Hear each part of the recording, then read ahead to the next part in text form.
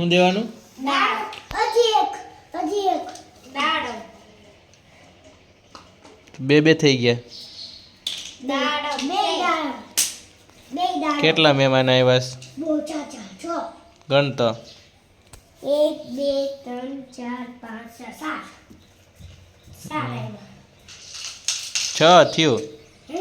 6 છે. કેટલા છે? પછી કેટલા છે? આ લોકો ખાઈ જાય પછી કેટલા છે પેલા કે? ચા દે હજી મમ્મ જો ભૂખા થયા છે ભાઈ મહેમાન.